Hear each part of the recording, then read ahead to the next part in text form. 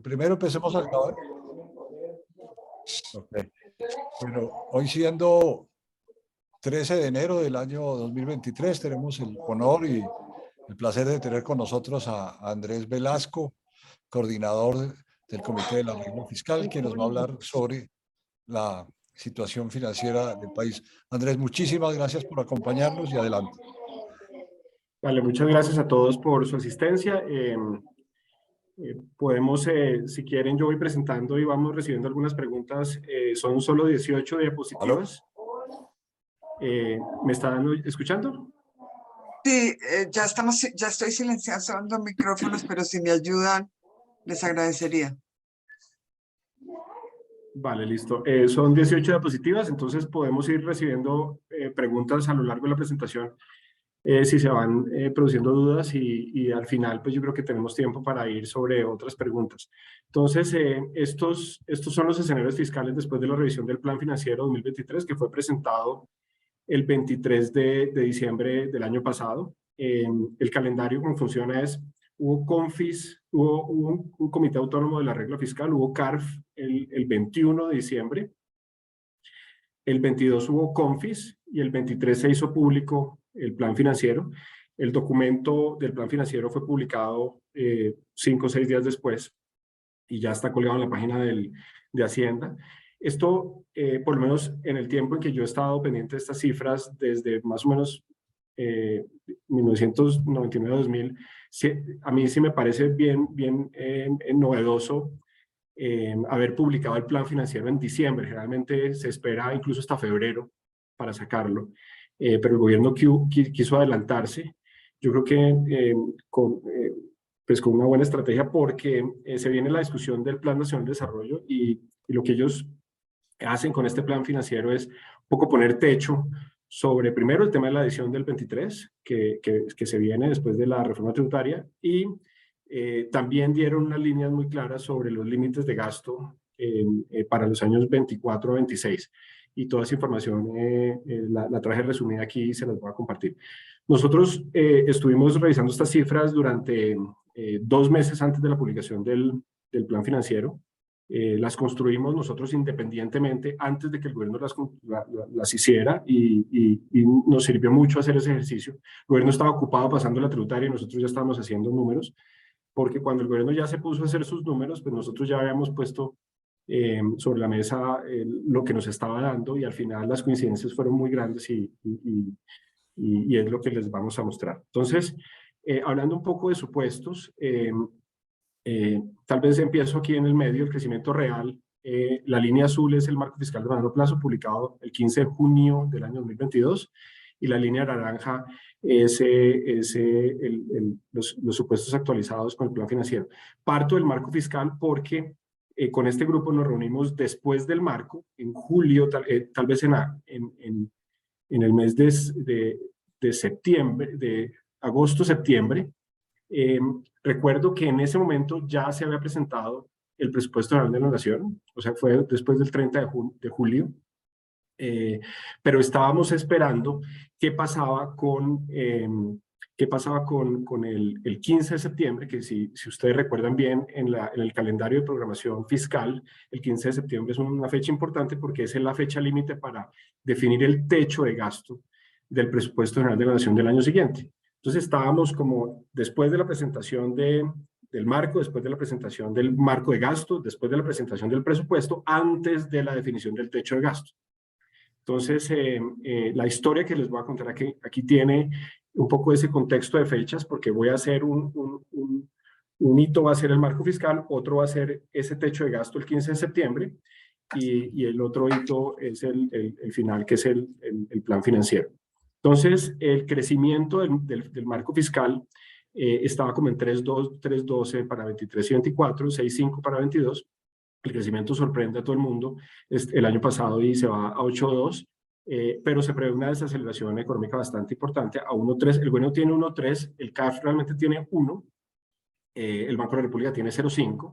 La mayoría de los agentes se están concentrando entre 0.7 y 1.3 y 1.4 hay algunos todavía en 1.5, pero definitivamente las personas están esperando una desaceleración importante de la economía en el 23 y una recuperación a partir del 24 para empezar a converger esta desaceleración, esta aceleración del crecimiento en el 22 logra que el producto observado sobrepase el producto tendencial y cree una brecha positiva, una brecha del producto positiva, o sea, excesos de utilización de capacidad económica.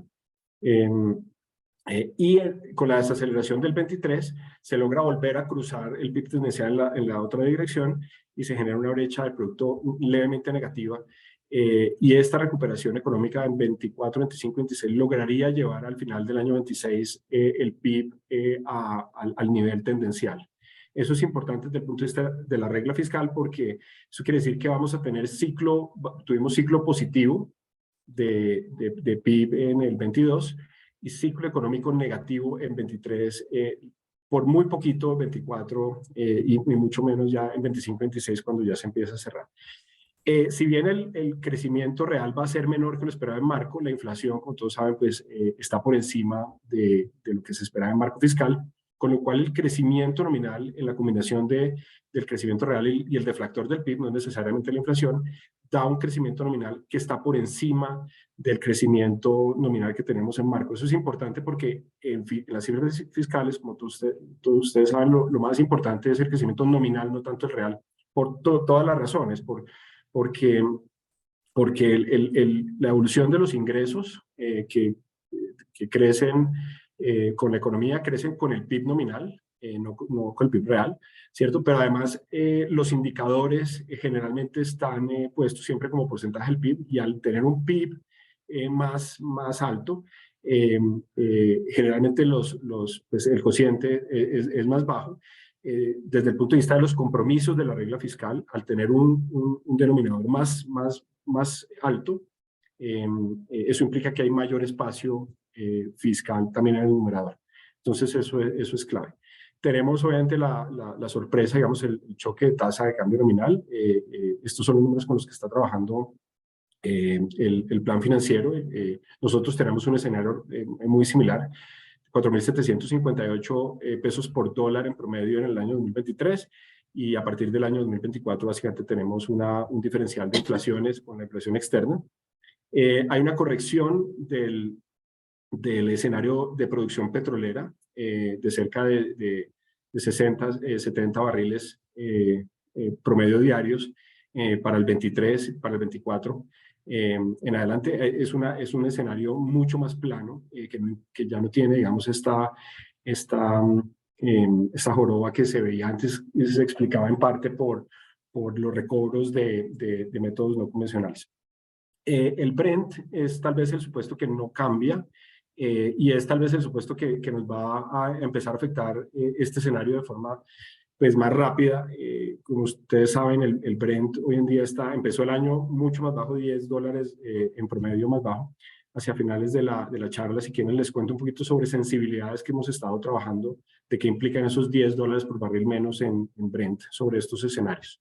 Pero porque hoy en día, con el tema del Fondo de Estabilización de Precios de los Combustibles, tiene un doble lado. Por un lado, tiene menores ingresos que se sentirían en el año 2024 en adelante, pero por otro lado tendría una menor causación de déficits por el diferencial de los precios de los combustibles con respecto a los precios regulados y una CPM en gasolina.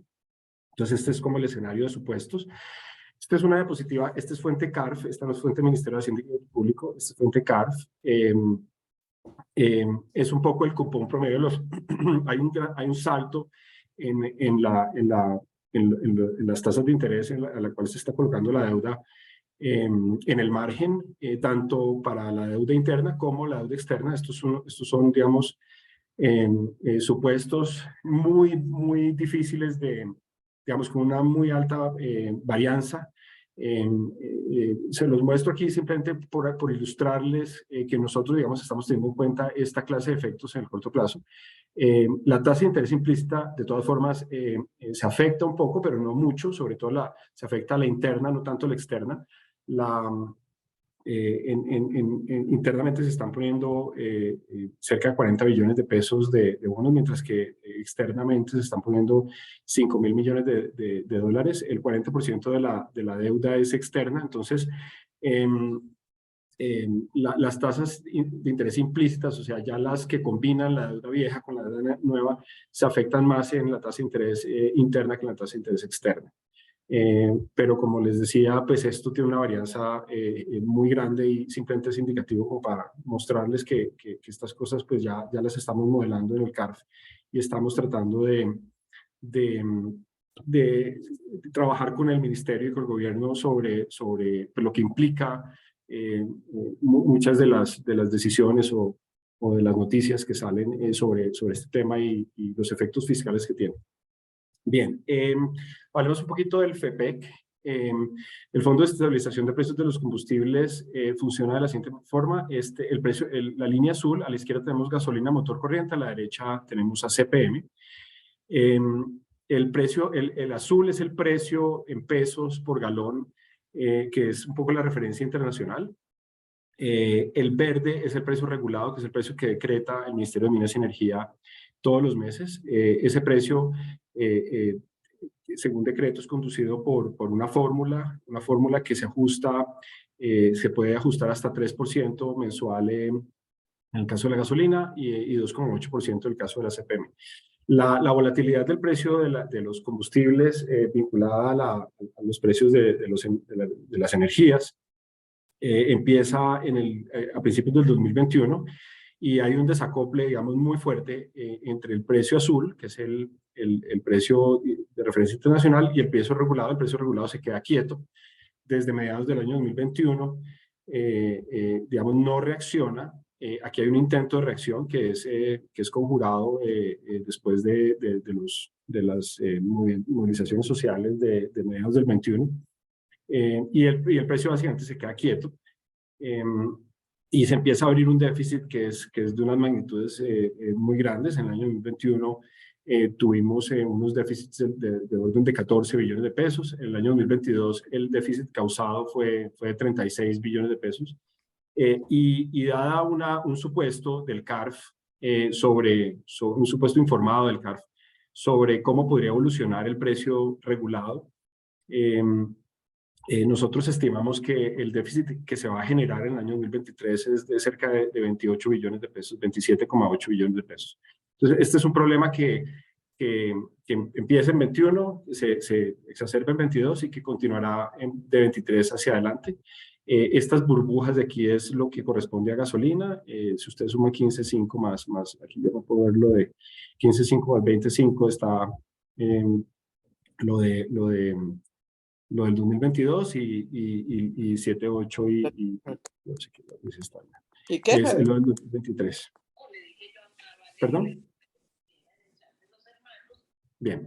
Entonces, aquí la novedad es que dentro de la programación fiscal para el año 23 en adelante, se está considerando que parte del déficit generado va a ser considerado como un gasto estructural, o sea, el gobierno tiene que pagarlo con recursos estructurales y parte del déficit generado podría ser pagado con ingresos no estructurales. Esto, porque es importante, la regla fiscal hoy en día, lo que dice, digamos, el espíritu es que uno debería tener gastos estructurales que cumplan la regla, pagándose con ingresos estructurales. Sin embargo, ha habido un windfall de precios del petróleo que implica unos ingresos petroleros que son extraordinarios, que según la regla fiscal son considerados no estructurales. Lo que se está trabajando es la posibilidad de que el gobierno pueda pagar parte del déficit del FP con esos ingresos no estructurales. ¿Qué parte? La diferencia entre la línea lila y la línea azul, mientras que se pagaría con ingresos estructurales la diferencia entre el precio regulado y esa línea lila. ¿Cómo se construye esa línea lila? El marco fiscal de mediano plazo del 22 tiene un capítulo en el que expone una metodología de bandas en el que es básicamente la transición que propone el Ministerio de Hacienda para conjurar, digamos, este tema de la gasolina e ir poniéndose al día, digamos, con el pago del subsidio que implica el déficit del FEPEC, que se le debe, por supuesto, a productores e importadores. La lógica de esto, la lógica internacional de esto es toda. En el mundo entero los países productores están aprovechando parte del windfall de los ingresos petroleros para pagar parte de los subsidios. Entonces esto, digamos, el CARF lo estudió y lo validó. La construcción de esta línea, digamos, es el detalle que es importante. Se está trabajando, como les decía, con una metodología de bandas de la cual el Ministerio de Hacienda está publicando la metodología para mostrar, digamos, cómo se divide, digamos, esto entre estructural y estructural. Para ponerles en números concretos, del déficit total generado en el año 22, que fueron 36 billones de pesos, 7 billones de pesos se van a contabilizar como déficit no estructural. O sea, una quinta parte del déficit. Entonces, buena parte, la mayor parte del déficit del FEPEC es considerada estructural y tiene que ser cubierta como una política pública con ingresos estructurales, y solamente una séptima parte, perdón, una quinta parte va a ser pagada con ingresos no estructurales. Bien, veamos qué pasó con el año 2022, el cierre del año 2022. Entonces estos gráficos, digamos, van a dominar la presentación. Vamos a tener primero las cifras del año 2022 en billones de pesos. Empezamos con el balance total del 2022 según el marco fiscal de mediano plazo, que eran 76 billones de pesos, ¿cierto? Entre el momento en que se arma el escenario del marco fiscal, que es mayo y septiembre del 2022, aparecen 7 billones de pesos no petroleros. Esto es básicamente porque cuando se va a hacer el techo de gasto para el presupuesto de la nación, los ingresos no petroleros de la nación venían creciendo mucho más que lo que se creía que iban a crecer en el escenario que se cierra en mayo para escribir el marco fiscal. Entonces, en esos 4 meses aparecen 7 billones de pesos. Pero también aparecen 10 billones de pesos más de intereses. La mayor parte de esos intereses se dan por indexaciones y descuentos en la colocación de la deuda interna de tasa fija. ¿Eso qué quiere decir? Que son causaciones de intereses, no necesariamente caja de intereses. Entonces, les pongo el ejemplo con los VRs. Cuando aumenta la inflación entre mayo y septiembre, cada unidad de título de VR cuesta lo que costaba en mayo por 1 más la inflación generada en esos meses. Entonces, el stock de deuda aumenta y para hacer consistencia entre los flujos, que son los intereses, y el stock de la deuda, se contabiliza dentro de las cuentas fiscales como un aumento de los intereses, pero no necesariamente implica un aumento de caja. Entonces, cuando el gobierno nacional presenta el escenario de septiembre, que lo discutimos aquí en este foro, implicaba un aumento leve del déficit de 76 a 78 billones de pesos por la interacción entre estos dos cambios, que fueron mayores ingresos no petroleros y mayores intereses. Entre septiembre y diciembre, el déficit aumenta otros 2 billones de pesos, principalmente porque, por un lado, aumentan los ingresos, un poco más los ingresos no petroleros. Entonces, aquí esto es importante. Fíjense que entre el marco fiscal y diciembre hay un aumento de los ingresos no petroleros, que son ingresos que en general son ingresos estructurales. Son ingresos estructurales de 10 billones de pesos. esos 10 billones de pesos van a ser base para el recaudo del año 2023 y de ahí en adelante. Entonces hay una sorpresa positiva por el mayor dinamismo de la economía. Recordemos que en el marco fiscal se pensaba que la economía iba a crecer 5,5% y pues termina creciendo por encima del 8% el año pasado. Entonces esa sorpresa de crecimiento real y también de la parte nominal, porque en el marco fiscal se pensaba que los precios iban a ser 5, 7, la inflación, y pues terminó siendo 13, 12, 13. Entonces hay una sorpresa real, hay una sorpresa nominal que implica mayores ingresos no petroleros estructurales.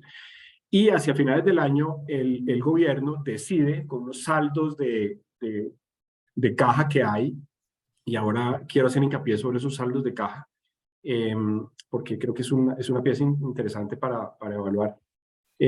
Decide prepagar o pagar, perdón, parte del déficit del Fondo de Estabilización de Precios de los Combustibles. Recordemos que hacia mediados del año, en junio, el gobierno anunció que iba a pagar 14,1 billones de pesos del déficit del FEPEC.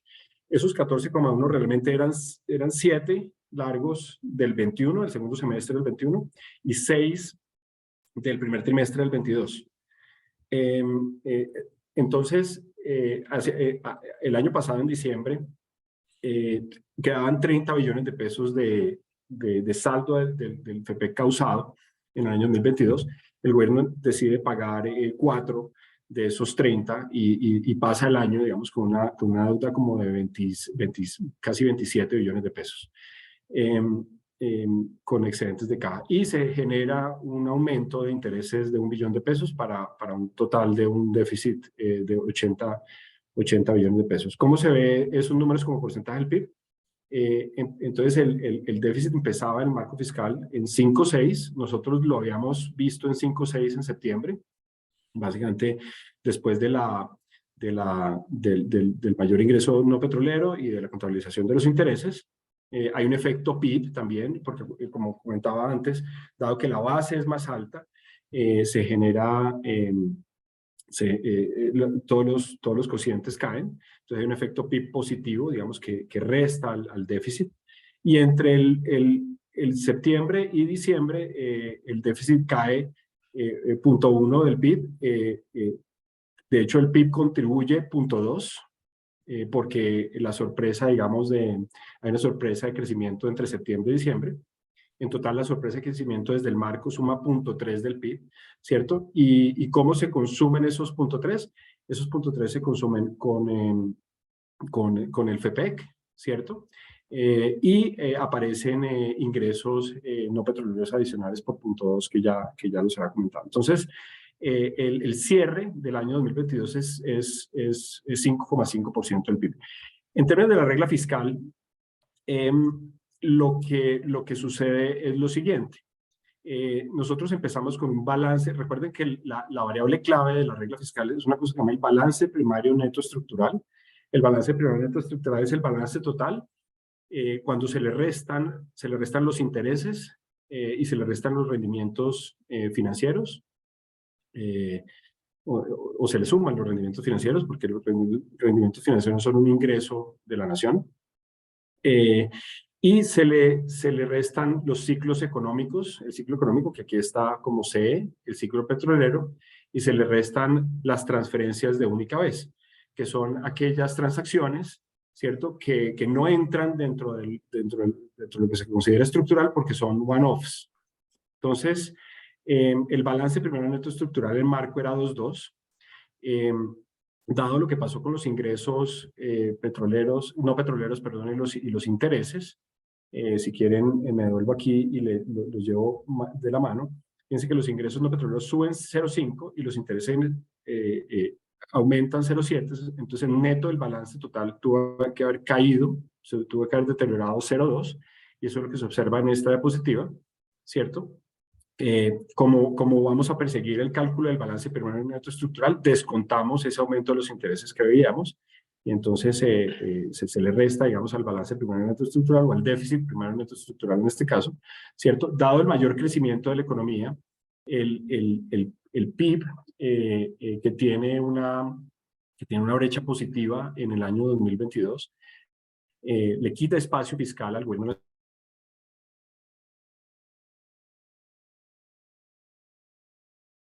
primero neto estructural de 1.8 en septiembre. Desde septiembre hasta ahora, el balance total se deteriora a 0.1, ¿cierto?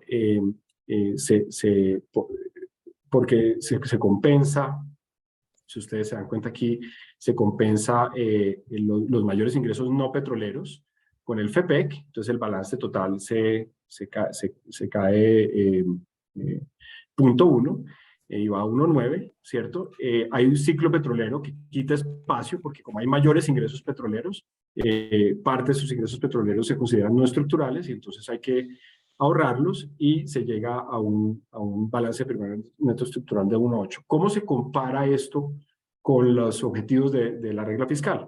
Recuerden que la ley 2155 del año 2021 impone unas metas de balance primario neto estructural de transición para los años 22, 23, 24 y 25, para 4 años. Lo que dice la ley es que el límite de balance primario neto estructural para el año 2022 es 4,7% del PIB. Entonces, ese 1.8 pues es bastante menos que ese permiso y por lo tanto, en el informe de cumplimiento de la regla fiscal que nosotros produciremos este año, pues podremos decir cuando se cierren las cuentas que hay un cumplimiento, digamos, de la meta de ley del 4.7. Sin embargo, lo que tiene la fórmula de la regla fiscal, que es una fórmula que amarra la meta del balance primario neto estructural a la deuda neta, implicaría un superávit primario neto estructural, dado que la deuda neta como porcentaje del PIB en el año 2021 estaba por allá en el 61% del PIB, implicaría que el gobierno tendría que producir un superávit de 0.8% del PIB. Entonces, esta fórmula no está en aplicación porque estamos en el periodo de transición. Esta fórmula empieza a aplicarse en el año 2026. Esto es simplemente para hacer caer en cuenta que pese a que hay un sobrecumplimiento de la meta de ley, ¿cierto? Realmente lo que hay es un acercamiento más acelerado a lo que el espíritu de la regla fiscal tiene, que es que si uno tiene una deuda neta muy alta, pues debería producir un balance primario neto estructural menos negativo o más positivo. Entonces, pues a todas luces hay cumplimiento de la ley, porque estamos en la transición y la buena noticia es que nos acercamos bastante, digamos, 3 puntos porcentuales a lo que la fórmula implica, pero igual la fórmula pues todavía está a más de 2,5 puntos porcentuales de distancia. Bien, hablemos un poquito de los ingresos ya empezando a pensar en el año 2023. La fórmula regla fiscal lo que dice con respecto a los ingresos petroleros es que el ciclo petrolero, o sea, la parte que se debe guardar, que se debe ahorrar de los ingresos petroleros, es el exceso de ingresos petroleros sobre el promedio de los últimos 7 años, quitando máximo y mínimo. Entonces, esta, digamos, es una diapositiva que intenta mostrar cómo se veía ese ciclo petrolero, que era de 1,5% del PIB, en el marco fiscal. O sea, el marco fiscal, dado los ingresos que se pronosticaban para el año 2023 de 2% del PIB, y dada la historia de ingresos petroleros, que es básicamente los ingresos por impuesto de renta y por los dividendos que gira Ecopetrol, se esperaba que el ciclo petrolero fuera de 1,5%. Después de la reforma tributaria, después de todo lo que pasó, digamos, en la segunda mitad del año, ese ciclo petrolero, que es el ahorro, ¿cierto?, que debe hacerse, se sube a 2,3% del PIB. ¿De acuerdo? Para hacer este ejercicio, se validó una metodología propuesta por el Ministerio de Hacienda y Crédito Público. Hoy en día, con la aprobación de la reforma tributaria, el ingreso petrolero, el impuesto de renta en particular del ingreso petrolero, pues va a tener una sobretasa que va a depender del precio del petróleo y su relación con la distribución de los precios del petróleo en los últimos 10 años. Para poder calcular cuánto entonces hay un cambio estructural. Fíjense que hay un cambio estructural en la renta petrolera, porque a partir de ahora el ingreso petrolero pues va a nutrirse de lo que dé esa sobretasa. Entonces, lo que propone el Ministerio de Hacienda y lo que el CARF validó es que se hace un backtesting de la fórmula actual del impuesto de renta sobre los 7 años anteriores, y de esa forma se construye el nuevo ciclo petrolero. Ese es un cambio, digamos, o es una precisión metodológica, perdón, que se propone y que nosotros validamos. De todas formas, el ahorro, después de eso, el ahorro adicional frente a marco fiscal implica un 0.7% del PIB adicional. Eso quiere decir que de los ingresos petroleros que se van a recibir en el 2023, que suman 3,2% del PIB, 2/3 partes, 2,3 se van a ir a lo que se considera ingreso no estructural, que o se tiene que ahorrar o debe ser gastado en gastos no estructurales para los efectos de la regla fiscal. Hablamos un poquito del fuentes y usos. Este es el fuentes y usos del año 2022. Qué pena, vuelvo al 2022, esta diapositiva me quedó mal puesta. Yo acá lo que quisiera mostrarles es un poco la disponibilidad final. Y es que, fíjense que el plan financiero, digamos, los que lo conocen lo saben leer, a la izquierda tienen las fuentes, ¿cierto? Que son los desembolsos de créditos externos e internos, operaciones de tesorería y ajustes por causación. Tal vez aquí en ajustes por causación es claro ver que aumentaron 10 billones de pesos. Estos 10 billones de pesos coinciden con el aumento de los intereses internos.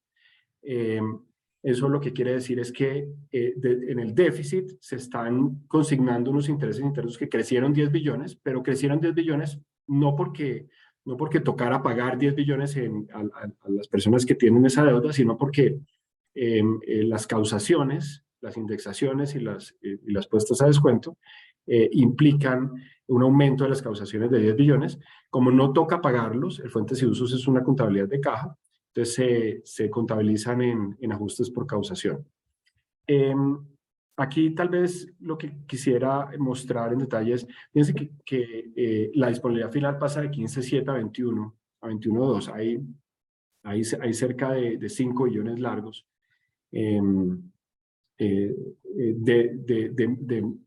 de menor gasto, digamos, al planeado. Hay una disponibilidad final más grande. Y esto ocurre incluso después de que el gobierno pagó, digamos, parte de lo que se ha causado del FEPEC por 4 billones de pesos. Entonces, hay una subejecución, digamos, en los 6 meses del gobierno entrante, que es interesante porque le da unos señales sobre cuál es el ritmo, digamos, con el que empezaron. Y estas disponibilidades de caja pues son muy útiles a la hora de gestionar el pago de intereses de deuda o las obligaciones que se generan a principios de año. Entonces, esta disponibilidad final está ganando intereses en la cuenta CUT del Banco de la República y es digamos, una cosa pues atípica. Generalmente uno no ve esas variaciones tan grandes en la disponibilidad final. Hablemos un poquito del balance fiscal entonces del 2023. En el marco fiscal nosotros teníamos un déficit de 52 billones de pesos. Fíjense que voy a hacerlo más rápido. Entre marco y septiembre aparecen 12 billones de pesos en el plan financiero del año 2023. Básicamente por la base que hacen los 10 billones de pesos que aparecieron en el 2022, empiezan a generarse espacios, digamos, de mayor recaudo para el año 2023.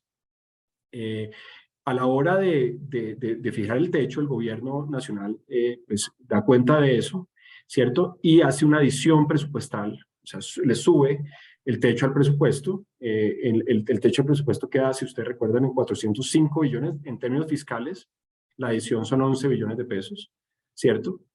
De gasto primario sin FEPEC, ¿cierto? Al FEPEC no se le mete un peso más. En el FEPEC, desde marco fiscal, se habían presupuestado 19,6 billones de pesos. En esa adición no se le meten más recursos. Y se le mete a la deuda más recursos por 9 billones de pesos y el déficit del 23 pasa de 52 a 59. ¿De acuerdo? Después viene el tránsito desde el septiembre, desde el techo de gasto, hasta hoy, en el que el déficit permanece igual y es una combinación entre 30 billones de pesos que trae una combinación de mejor dinamismo económico, o sea, la sorpresa de crecimiento del año 2022, más la sorpresa de crecimiento nominal, y me devuelvo esta diapositiva, del año 2022 y 2023. Recuerden que todo el impuesto de renta, por ejemplo, se causa para el 22, para el 23 en el año 22, pero los impuestos, el resto de los impuestos que se generan en el año corriente también tienen un crecimiento nominal más alto. Entonces, acá en esta diapositiva se están combinando la reforma tributaria, ¿cierto? Que sabemos que son 20 billones de pesos, que son 10 y 10, ¿cierto? Con 5 billones de pesos en no petroleros y 5 billones de pesos en petroleros adicionales por la base del año 2022 y por el mayor crecimiento nominal del año 2023. Entonces, tal vez del lado de las precauciones, esta es la forma en que uno generalmente proyecta el devenir, digamos, fiscal de un país. Y así se viene haciendo por décadas. Uno lo que hace es que pues tiene unos drivers de los diferentes impuestos y esos drivers los utiliza para pronosticar los diferentes impuestos. El impuesto de renta es con el PIB nominal. Por ejemplo, el IVA, digamos, tiene unos drivers más de, o el IVA y el consumo, más de inflación, etcétera, etcétera. En el corto plazo, los modelos que tenemos nosotros no están produciendo ajustes reales más grandes. O sea, nosotros sí tenemos una gran desaceleración del crecimiento real, del 8,2% al 1%. Pero, digamos, aquí hay un riesgo en la medida en que si la desaceleración de la economía es tan fuerte y digamos, es más, y por ejemplo, la desaceleración de la absorción es más fuerte que la desaceleración de la economía, sería posible que estos crecimientos, tanto del ingreso no petrolero como petrolero, no se consoliden y ese es uno de los riesgos que tenemos que ver. A la hora de producir los números, es difícil argumentar que eso va a suceder desde el punto de vista técnico. Es difícil reproducirlo, pero sí está, digamos, en el balance de riesgos y es uno de los temas que nos preocupa y que queremos ver muy atentamente cómo se empiezan a comportar los ingresos no petroleros y petroleros en el año. Los petroleros, digamos, están muy capturados porque dependen mucho de las rentas del año 22, que ya sabemos cómo son. Entonces, los que en este escenario, digamos, muchos saben del efecto Talvi, digamos, y de esas discusiones post México 1994, y nosotros tenemos, digamos, muy en cuenta eso. De hecho, no sé si Felipe Barrera nos está acompañando, pero él me hizo esa pregunta en la sesión que tuvimos en agosto, y lo estamos mirando con detalle porque es una de las cosas que nos preocupa. Saltemos acá a FEPEC. En FEPEC el gobierno había presupuesto, entonces de los 36 del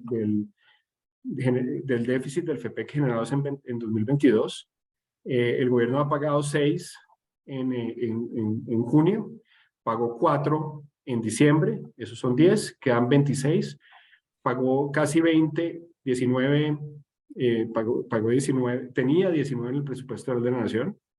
Desde el marco fiscal lo puso para presupuestarlo en el año 2023.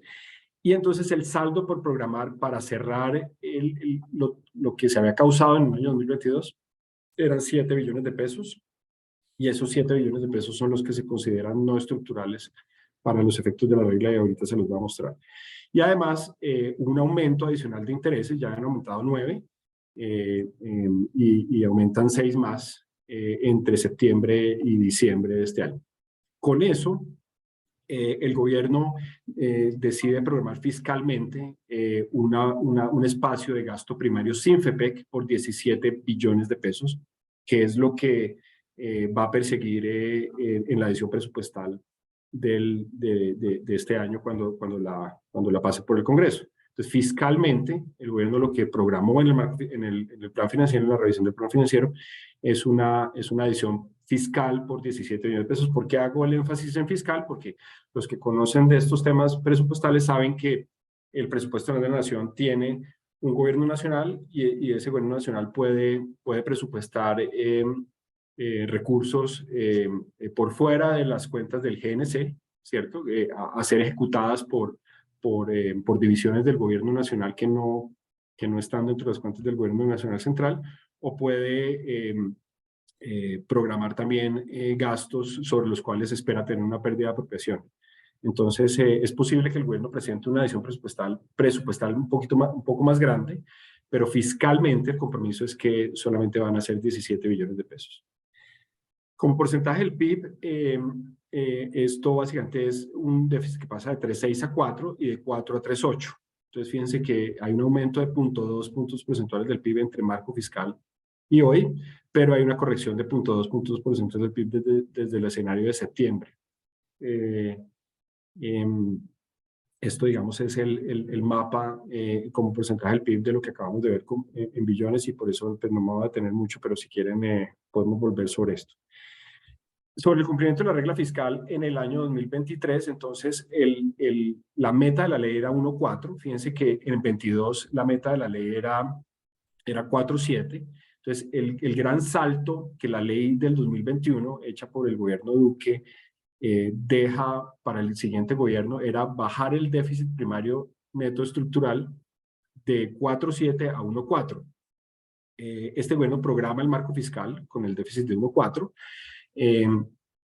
El balance total se deteriora, digamos, por la adición presupuestal en 0.5. 0.6 de esos son intereses, y por eso sube, porque en la construcción del balance primario neto estructural se descuentan los intereses del balance total, ¿cierto? Hay un ciclo petrolero por punto 1 que obliga a un mayor ahorro por los mayores ingresos petroleros que aparecieron entre junio y septiembre, ¿cierto? El balance total no se deteriora entre septiembre y hoy. Si ustedes hacen la cuenta, aquí hay 2% de mayores ingresos, ¿cierto? Y aquí hay 2% de mayores egresos, ¿cierto? Entonces, en total, el balance total no se deteriora. Hay un efecto PIB de 2%. Entonces, el balance total es cero, digamos, el cambio es cero. Aquí se descuentan los intereses. El ciclo petrolero, que es el ahorro, básicamente, de la reforma tributaria de lo que se recauda, digamos, adicional de la reforma tributaria, pues casi todo debe ahorrarse, ¿cierto? Esta es la contabilidad de las transacciones de única vez por el FEPEC. Este es los 7 billones de pesos adicionales. Se consideran no estructurales, ¿cierto? Hay otras transferencias de única vez que también generan espacio fiscal, asociadas principalmente a la ola invernal. El gobierno anunció hacia finales del año pasado que iba a atender la ola invernal en contexto de emergencia por 1.8 billones de pesos.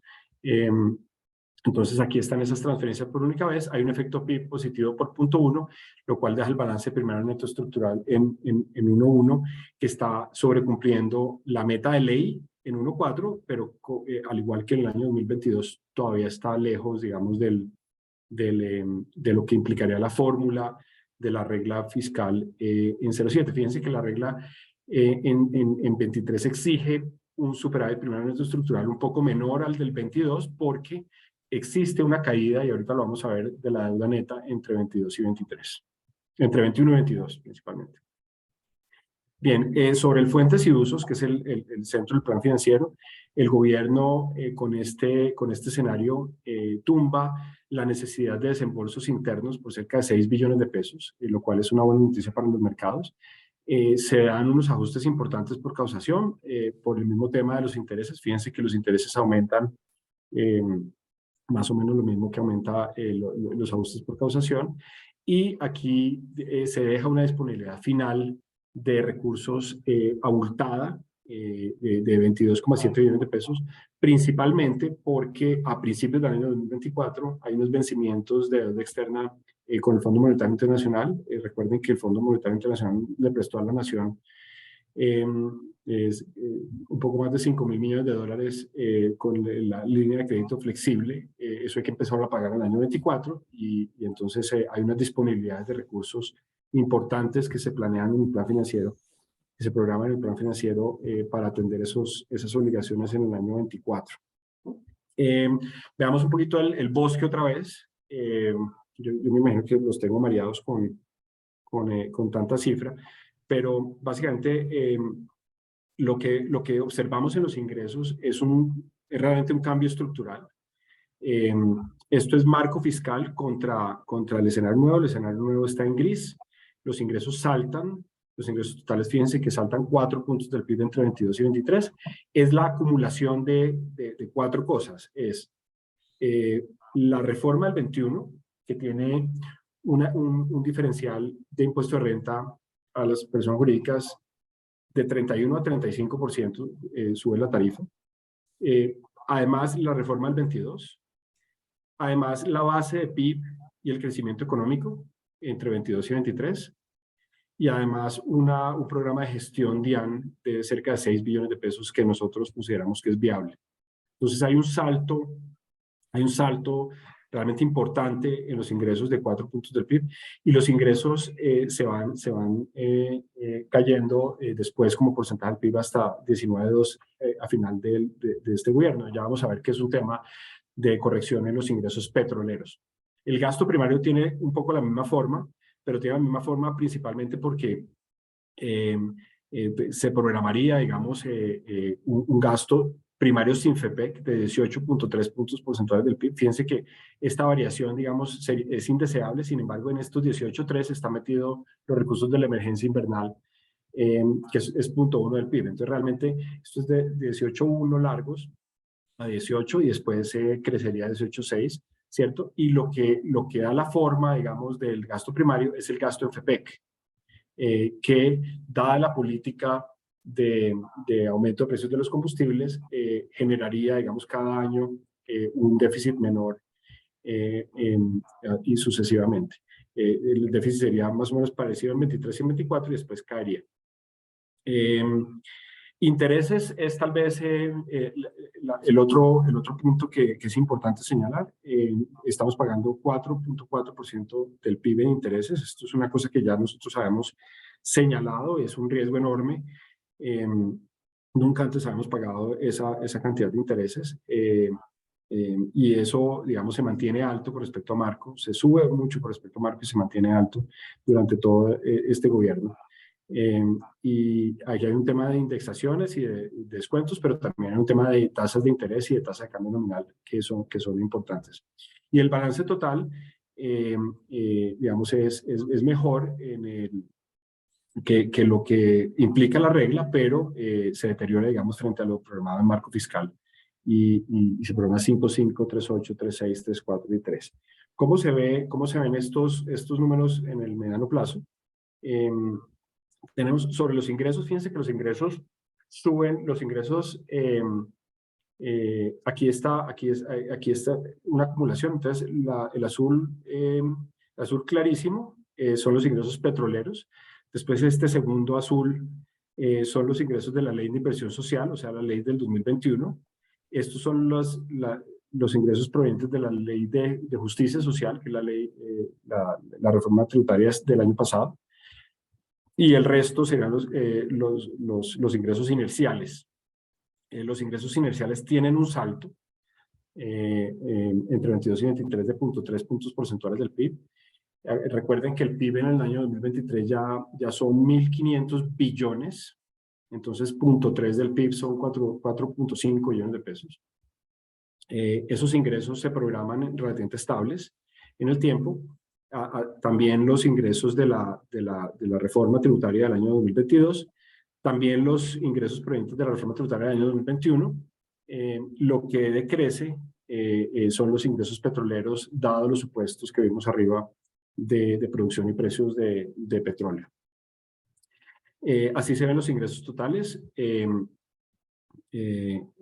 Los ingresos de capital, que son pues, la mayor parte de lo que estos eran ingresos tributarios, que son estos de aquí azul grueso, azul fuerte.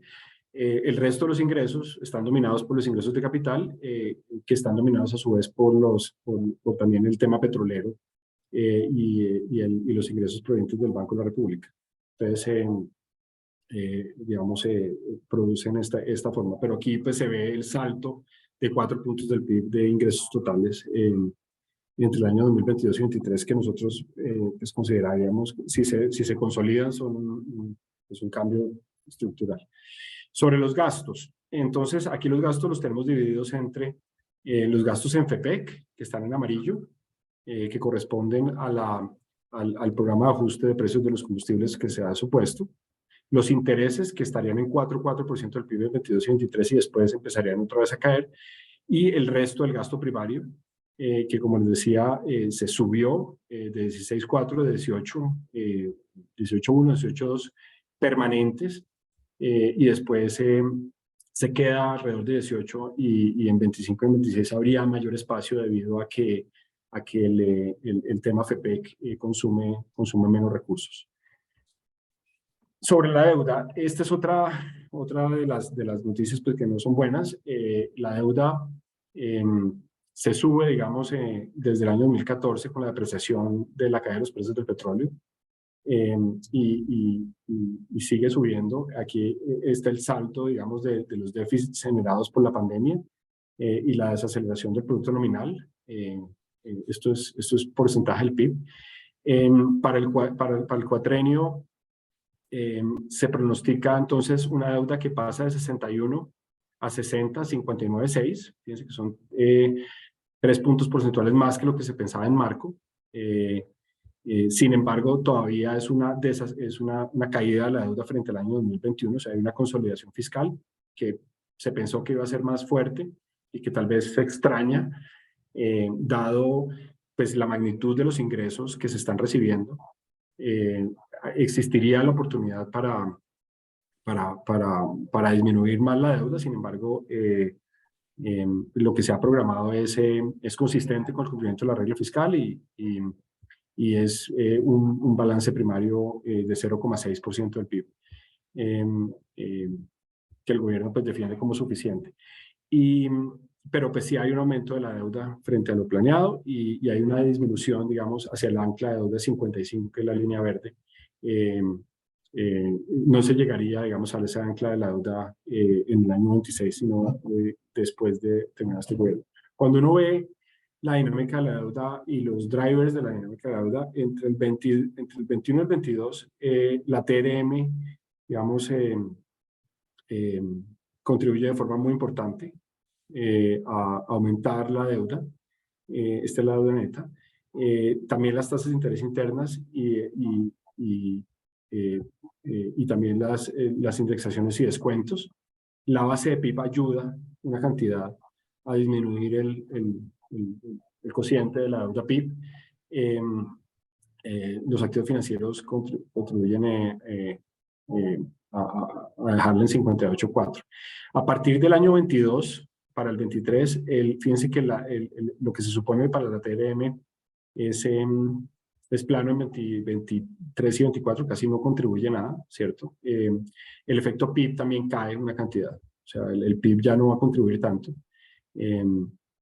Y, digamos, esta descomposición la hace el CARF para entender, digamos, cuáles son los drivers de esa deuda. Entonces, Armando, esa es la presentación que les traía para compartir y pues creo que es un buen punto de partida para la conversación. Pues Andrés, muchas gracias, muy interesante. Una presentación, yo la resumiría relativamente optimista, sobre todo en el corto plazo. Pues no se ven, a no ser que usted nos cuente algo distinto.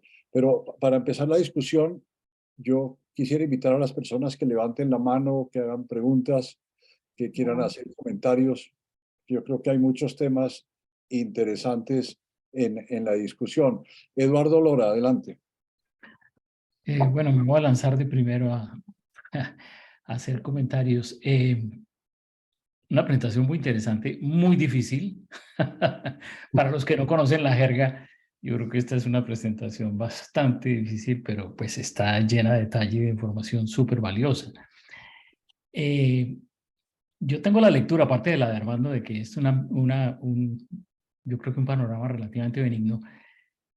También tengo la impresión de que la presentación deja claro que la crisis aumentó el tamaño del gobierno y lo aumentó de manera permanente, lo que resulta bastante, digamos, cierto sentido cuestionable o preocupante por lo menos, es que el grueso del aumento del tamaño del Estado fue por aumento por subsidios a los combustibles, ¿no?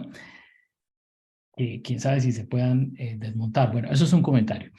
Realmente yo lo que tengo son tres preguntas. Es cierto que digamos que el pago de intereses sobre la deuda pues ahora vale mucho más que antes. Pero me pareció entender, y eso es lo que quisiera preguntarle a Andrés, me pareció entender que las necesidades de financiamiento para este año no son tan fuertes y que eso por lo tanto deja, digamos, una cierta holgura para la política monetaria en caso de que, pues, como habrá que hacerlo, haya que seguir subiendo la tasa de intervención. Entonces me gustaría oír su reacción sobre eso y qué supuesto se hizo precisamente sobre tasa de intervención, que creo que importa porque obviamente eso afecta las tasas de interés a las que se puedan colocar los títulos de deuda interna. Bueno, esa es la primera pregunta. La segunda es, la segunda y la tercera pregunta que tengo son mucho más generales. La segunda es, ¿a qué variables es especialmente sensible todo este panorama que nos ha contado Andrés? Me gustaría mucho que nos dijera, mire, los grandes riesgos están aquí o allá, porque pues digamos que hay una presentación que es como muy precisa, pero que no da mucho margen de entender dónde es que están las posibles incertidumbres o los riesgos. Y la otra pregunta que quisiera hacerle, que también es muy general, es si ya han tenido reacciones de las calificadoras a este panorama tal como lo están viendo actualmente. Gracias. Vale, gracias, Eduardo. Sí, el panorama es mejor, digamos, definitivamente. Nosotros tenemos una preocupación muy grande en junio. El crecimiento económico, pues, de libro de texto, ¿no? Mejora, digamos, todas las cifras. Es como un poco mi reacción al comentario de Armando. Y la reforma tributaria que el gobierno hace, pues le permite encajar una cantidad de cosas que se veían muy complicadas. El FEPEC, los intereses, las necesidades de caja de los años siguientes, pero también le permite obviamente encajar bajo el cumplimiento de la regla fiscal un aumento del gasto. Esa es como mi reacción un poco a la sensación con la que queda Armando, que la comparto, digamos, es una visión de que las cosas, por lo menos en el corto plazo, parecen que están mejores. Entonces, para contestarle a Eduardo, las necesidades de financiamiento. Realmente, el gobierno tenía en marco 6.000 millones de dólares de desembolsos externos, los baja 900 millones de dólares a 5.000, pero hace más plata, básicamente por la depreciación del último trimestre del año pasado. Eso es como extraño, porque la depreciación es un fenómeno, digamos, negativo sobre la economía, porque es más riesgo y todos sabemos, digamos, las condiciones en las que se presentó esa depreciación. Pero a la hora del financiamiento, dado que el presupuesto de la nación está amarrado por ley, pues son más recursos y le permite al gobierno disminuir las necesidades de dólares, aumentando el recaudo. Y eso más la disponibilidad final, ¿cierto? Le permite disminuir de forma muy importante las necesidades de desembolsos internos en 6 billones de pesos, más el hecho de que la deuda está aumentando, pero no se necesita caja para esa deuda en el corto plazo. Entonces, porque la razón por la cual estamos dando la deuda son unos intereses que se están causando, pero que no se necesita caja en el corto plazo. Entonces, ¿qué tasas de interés de intervención están suponiéndose aquí? Se están suponiendo las tasas de intervención que el mercado supone y que muestra a través de las expectativas de tasas de interés de colocación de deuda, de nuevos cupones, tanto interno como externo. O sea, nosotros no hacemos el supuesto, no tomamos el supuesto de qué tasa de intervención esperamos nosotros, sino que observamos el mercado cómo está involucrando esa información en las tasas de interés que le va a cobrar a la nación cuando la nación vaya a abrir títulos de deuda interna y externa. Entonces estamos endogenizando, digamos, lo que el mercado espera. ¿Qué espera el mercado? El mercado hacia finales del año pasado esperaba unos aumentos de tasas de interés un poco más elevados. En algunos casos, cuando se subieron 100 puntos básicos, el mercado esperaba 150 o 125 puntos básicos. Aquí tengo varios amigos conectados que nos pueden dar luces sobre lo que están esperando en este momento, pero yo tengo la impresión de que los datos pues han sorprendido a lo malo y que vamos a tener una política monetaria contractiva, si no más alta, seguramente sí más persistentemente contractiva. Y eso es uno de los riesgos que identificamos. Y eso lo uno con la segunda pregunta, variables sensibles. Entonces, tal vez la variable más sensible aquí es el precio del petróleo. El precio del petróleo tiene efectos a partir del año 2024 en adelante, porque los ingresos del año 23 ya están causados por la actividad económica del año 22. Las retenciones en la fuente y digamos, se causan a partir de los ingresos esperados. Entonces, digamos, el gravitas del recaudo en el año 23 ya está muy definido en el año 22. A partir del año 23, del año 24, podríamos tener efectos de un menor precio del Brent, pero ese impacto sería casi por completo compensado por una menor causación del déficit del Fondo de Estabilización de Precios de los Combustibles. Nuestros escenarios preliminares muestran que la disminución de $10 implicaría una disminución de la causación del déficit del fondo más o menos de 5 billones, y más o menos eso mismo sería lo que se cae en los ingresos petroleros en el año 2024. Entonces, ese es un punto. Por el lado de la TRM tenemos otro riesgo. La TRM y la inflación, hay otro riesgo, y es que se empiece a observar una erosión de la base tributaria que se pronostica con el crecimiento del Producto Interno Bruto, lo que decía que se conoce como el efecto Talby. Si la absorción se desacelera más rápido que la economía, los ingresos pues son menores, y la forma de programar estos números pues se desbarata. Entonces hay un riesgo importante en el crecimiento de los precios. Reacciones de las calificadoras. Nosotros hemos estado en reuniones con Fitch hacia finales del año, ya este escenario está muy cantado. Ellos pues le dan la bienvenida al balance primario de 0,6, le dan la bienvenida a esta reducción de necesidades de desembolsos internos, pero obviamente tienen el ojo ya puesto en el año 2024 en adelante. Yo creo que el mensaje es 23 está más o menos cantado y está más o menos los riesgos empiezan a pesar, digamos, a partir del año 2024, y eso mismo están viendo los calificadores. Gracias, Andrés. Hernando Zuleta, por favor. Hola, Andrés. Muchas gracias por la presentación. Fernando. Lo voy a sacar un poco de la presentación, y es, ¿han analizado si caben o no caben, o cómo caben los planes de gasto del gobierno en este plan, en este análisis? Esa es la primera pregunta. Y la segunda pregunta es si la idea de una reforma pensional que, entre comillas, libere liquidez del sistema pensional para gasto corriente se ha discutido. Entonces, Perdón, Andrés, perdóname, ¿puedes bajar la presentación? bajar la Pues presentación. quitarla, perdóname. Ah, sí, claro. Ah, ok, gracias. Ya, ahí ya no la están viendo, ¿o sí? La seguimos viendo. La siguen viendo. Dejar de compartir, ya, listo. Eso, gracias. Listo. No, con todo gusto. Entonces, ¿caben o no caben? Pues lo que cabe en este plan son 17 billones fiscales.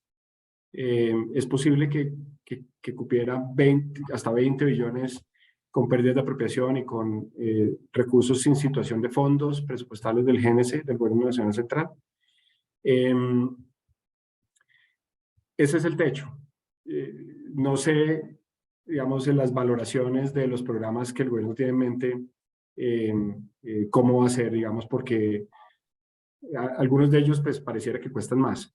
De todas formas, los anuncios todos se han ido dilatando también, digamos, por ejemplo, el tema de compra de tierras, que inicialmente, pues, era una cosa gigante, después ya se moduló. Sobre la reforma pensional, nosotros no tenemos cálculos propios. Lo que hemos estado estudiando bastante son los escenarios que produjo la Universidad de los Andes. Lo que vemos ahí es que un escenario de un salario mínimo implicaría ahorros fiscales en cuanto a las transferencias que tiene que hacer la Nacional a Colpensiones, como entre medio punto y un punto del PIB en su parte más alta. Si el escenario de pilares es hasta 4 salarios mínimos, lo que muestran los estudios de los Andes es que la necesidad de transferencias de la Nación a Colpensiones pues, crecerían 2,5 puntos del PIB por año. O sea, haría falta recursos. Entonces eso pues claramente no cabe. No tenemos claro el efecto de la propuesta de salud. Todavía no hay un escenario, digamos, claro, pero lo que sí, digamos, estamos diciendo en el pronunciamiento que sale el lunes es que todas estas ideas del Plan Nacional de Desarrollo y de programas pues, deberán sujetarse a los techos de gasto que están en este plan, al menos, porque pues, es lo que es consistente con el cumplimiento de la regla. Gracias. Muchas gracias. ¿Qué tal me salió, Nano? Muy bien, muy bien. Bueno, Fabián Giraldo, adelante. Gracias, Armando. Saludos a todos y gracias, Andrés, por la presentación. Tú ya diste quizás parte de mi respuesta, pero con este nuevo anuncio de la OPEC que hicieron digamos, con la reducción de la producción de barriles de petróleo, creo que es 2 millones de barriles por día, y en una búsqueda de que el precio se mantenga o esté alrededor de los 100 o más, porque si hacemos digamos, si lo asimilamos como al juego del king, las de hacer, toda vez que el uso de estos combustibles fósiles está en descenso y lo que van a tratar de hacer es mantenerlo lo más alto por los próximos 10 años. ¿Cuál es el escenario en ese aumento, en esa estabilidad de 100 y quizás por encima de 100?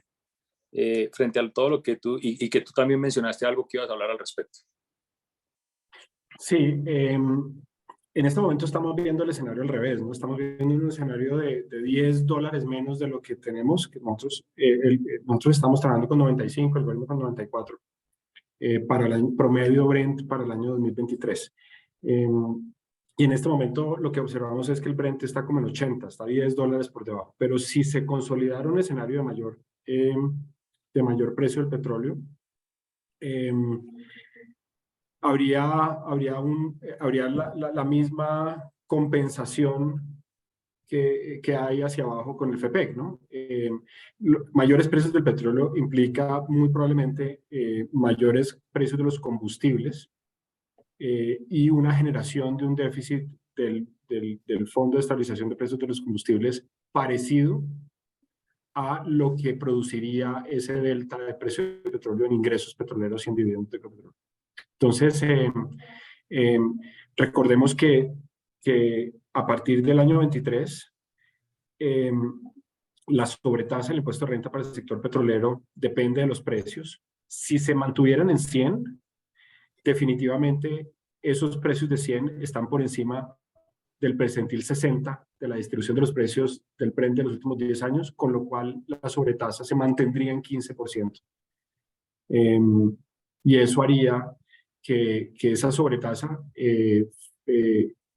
produjera unos recursos equivalentes, más o menos equivalentes, a lo que se generaría en exceso déficit en el Fondo de Estabilización de Precios de los Combustibles. Entonces, lamentablemente, el boom petrolero, digamos, se nos está yendo buena parte de él en cubrir, digamos, o es correspondiente, porque hay unidad de caja, pues, digamos, no es que se pague el déficit de los combustibles con la palata del petróleo, se paga con todo, pero los números más o menos se están casando. O sea, está saliendo, el boom se nos está yendo en parte, en buena parte, a cubrir el déficit del petróleo.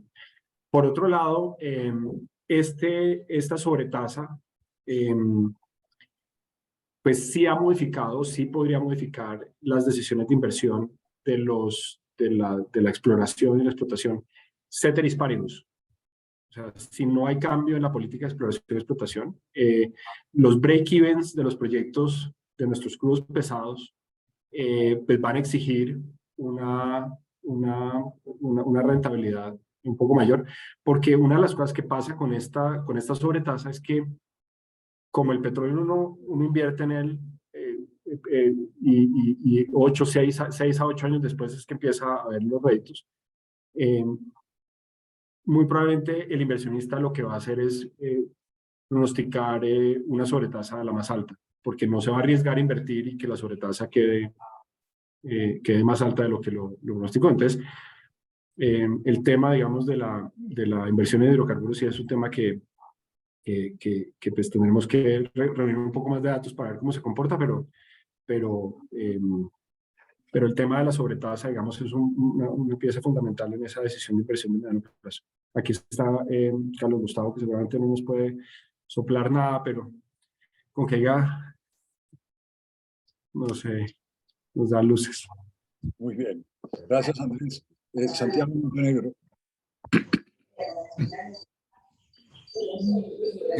Gracias, Andrés, por la presentación.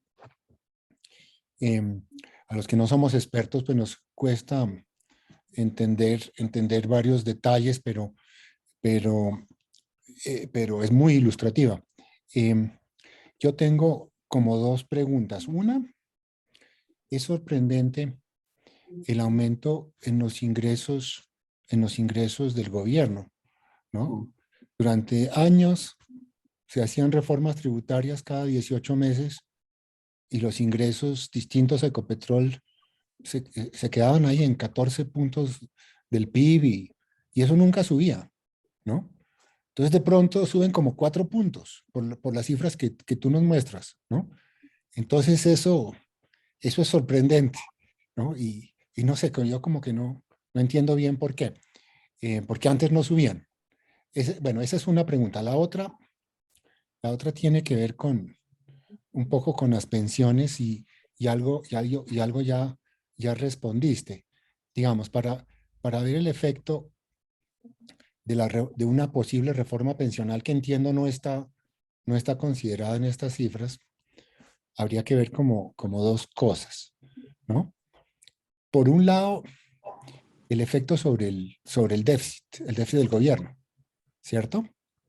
Si se transfieren las cotizaciones sobre 4 salarios mínimos a Colpensiones, eso pues, no sé, es algo cercano a 20 billones. Supongamos que han 2 puntos del PIB, ¿cierto? Entonces, el efecto fiscal va a depender de lo que el gobierno haga con eso, o Colpensiones haga con eso. Colpensiones puede ahorrar y volverse como una AFP. Entonces, el déficit del régimen de reparto de prima media quedaría en los 4 puntos del PIB que tiene ahora, pero bueno, yo creo que eso no va a pasar. La otra alternativa es que esos 2 puntos del PIB se gasten en la prima media, o sea, pagando pensiones. Y en ese sentido, el déficit de Colpensiones o la plata que el gobierno tiene que transferir con pensiones cae en 2 puntos del PIB, de 4 a 2, ¿cierto? Entonces eso ayuda fiscalmente. Lo más probable, pues es lo que ha anunciado el gobierno y lo que dijo Petro como candidato y lo ha vuelto a repetir, es que esos 2 puntos se lo gasten en un subsidio nuevo, ¿no? En un gasto nuevo. Entonces el déficit de 4 puntos de Colpensiones pues seguiría intacto, ¿no? Pero ese es un lado de los efectos. El otro lado es qué pasa con la caída en los flujos de ahorro de la economía.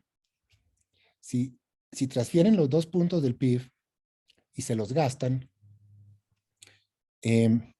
esos 2 puntos del flujo del ahorro de los fondos de pensiones no van a ayudar a la financiación de los déficits futuros y a la refinanciación de la deuda existente, ¿no?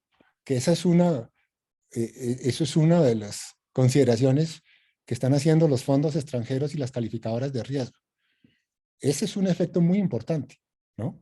Porque haría crecientemente difícil para el gobierno financiar, como dije, nuevos déficits y el rollover de la deuda existente, ¿no? Ese es un efecto muy importante que hay que tener en cuenta también un efecto muy importante también de una posible reforma pensional. Sí, solo, pues de acuerdo con todo, solo le pongo números. Los 2 puntos del PIB ya no son 20, sino 30 billones. Porque estamos hablando de PIB de 1.500 billones, entonces son 30 billones. 30 billones es 3/4 partes de los desembolsos internos del año 23.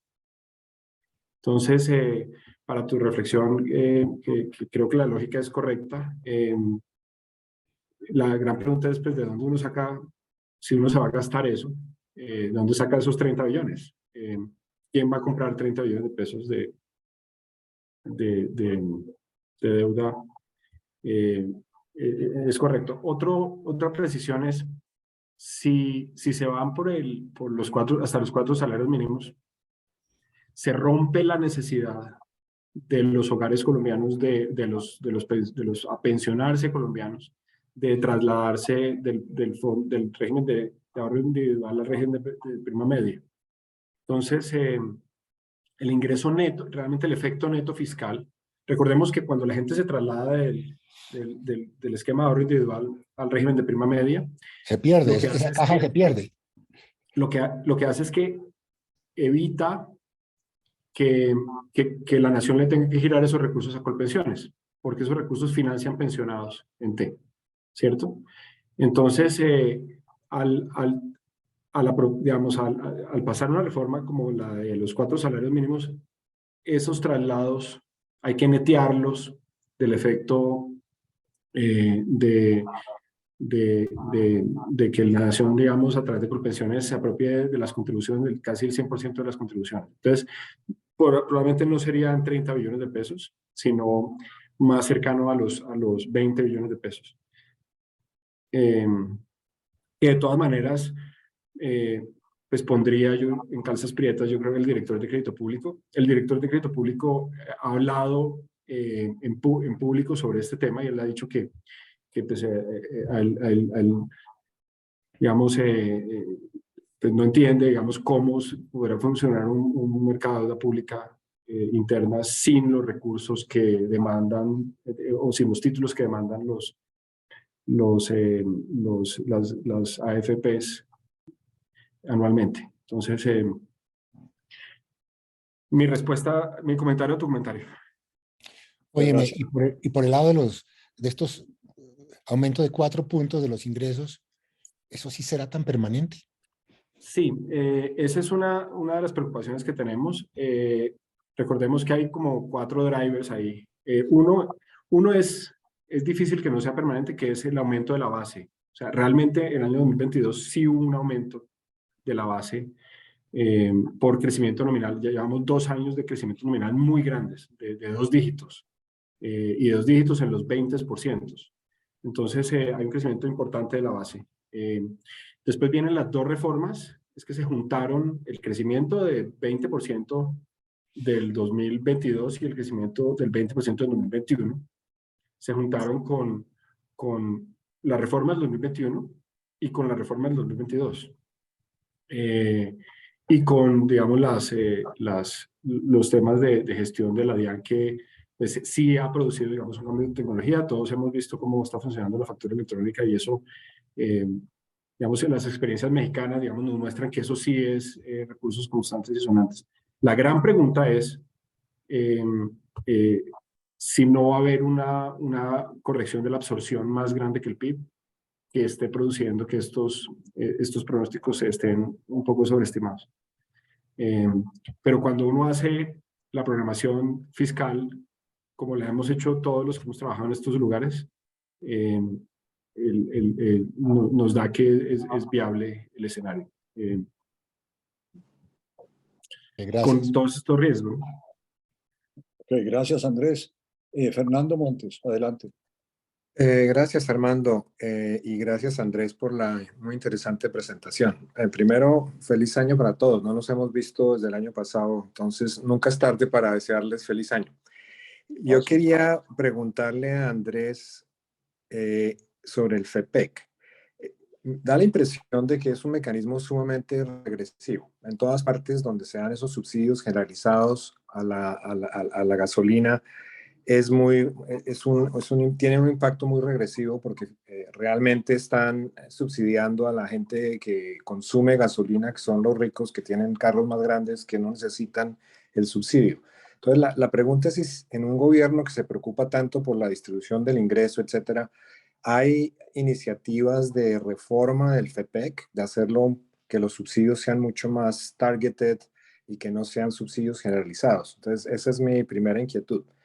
La segunda es que la dramática desaceleración de la economía da la impresión de que tendría efectos importantes sobre el recaudo. Yo no sé si están totalmente captados, pero de crecer del 8% a crecer al 1 o menos del 1 es un shock tremendo y no sé si tú te sientes seguro de que las proyecciones captan esa desaceleración tan tremenda del crecimiento del PIB. Muchas gracias. Gracias. Sí, sobre el FEPEC, hay un estudio del Fondo Monetario Internacional en el que muestra, y es fácil de encontrar, si lo quieren se los podemos enviar, pero es fácil de encontrar, que muestra que en Colombia el 70% de los subsidios terminan en manos de los 6 deciles más altos de ingreso. Entonces sí es bastante regresivo. Eso nosotros lo hemos hecho público y hemos propuesto mecanismos diferentes, digamos. El mejor mecanismo de todos debería ser dejar flotar el precio y hacer transferencias sociales directas. El gobierno está pensando en eso. Yo hablé con, no sé si Cristian Jaramillo está por aquí, pero yo sé que Cristian está trabajando en un esquema, una propuesta de esquema de ese tipo, tratando de ahí está Cristian. Lo echa al agua, hermano. Está en la calle. Pero Cristian está trabajando porque hablamos esta semana, y está trabajando en formas de proponer, digamos, una cosa mucho más focalizada, un poco basada en la experiencia internacional. Mi propuesta y la propuesta del CARF sería tratar de cerrar el déficit y de ahí flotar y convertir esto en una transferencia social, si es que se quiere, focalizada a través de SISBEN 4 y utilizándole las bases de datos del RUND, del SOAT. Hay mecanismos que ya existen de información que nos permitirían hacer esto. Con respecto a la desaceleración económica, yo creo que es el mismo punto y es una de nuestras preocupaciones más importantes, y así lo vamos a poner en el pronunciamiento del lunes. La realidad es que en el corto plazo, el PIB nominal está creciendo más de lo que pensábamos inicialmente. Y los ingresos tributarios crecen es con el PIB nominal, a no ser de que la desaceleración de la absorción doméstica sea más grande que el PIB nominal. Eso sería así. En el corto plazo, o sea, 23, tenemos menos preocupación que para 24 en adelante, porque el 23 está ya muy cantado, porque las rentas del 23 son cuotas de las utilidades del 22, que ya están cerradas, son los ingresos petroleros del 22, que ya están cerrados, y son unas retenciones a partir de presuntivas que pues, se basan en el pasado. Lo que haría la situación muy complicada es que si se caiga, digamos, la actividad económica mucho más que lo que dice el PIB nominal, o sea, que la absorción se caiga mucho más de lo que cae el PIB nominal, y que se paguen una retención en la fuente en exceso, y que en 24, además de tener bajas utilidades sobre las cuales cobrar impuestos, el recaudo neto se erosione porque pues ya se cobran muchos papeles y devoluciones. Nosotros lo que pensamos hacer, entonces lo importante es qué va a pasar entonces con el gasto público en 2024. ¿Cuántos van a ser los ingresos estructurales para programar gasto estructural en el año 2024? Y eso pues lo vamos a desarrollar pues mucho más en detalle el marco fiscal de mediano plazo que se escribe en junio y que será la base para el presupuesto de la nación del año 24. Pero definitivamente el tema de la desaceleración económica y la productividad de los impuestos, de los nuevos impuestos, sí es una preocupación y es una cosa que tenemos que pues, tener sobre la mesa, y lo que pasa es que no es un tema tanto 23 como 24 en adelante. Gracias, Andrés. Gracias. Andrés Langebeck, por favor. Sí, doctor Andrés, felicitaciones por su presentación. Un comentario parecido al de Santiago, para quienes no estamos en el día a día de estos cálculos, sí puede parecer un poquito duro, hay que digerirlo mejor. Pero tengo una inquietud relacionada con el tema de la estructura de impuestos en Colombia y el PIB potencial. Claramente, digamos, precisamente debido a la reforma tributaria del 2021, la carga tributaria de las empresas es muy elevada. Y yo creo que eso tiene necesariamente un impacto sobre el PIB potencial en Colombia. No sé si el propio ministro de Hacienda ha dicho que esa carga es elevada y bajo todos los estándares de la OCDE, pues ya era elevada antes del 21, pues ahora sigue siendo más elevada.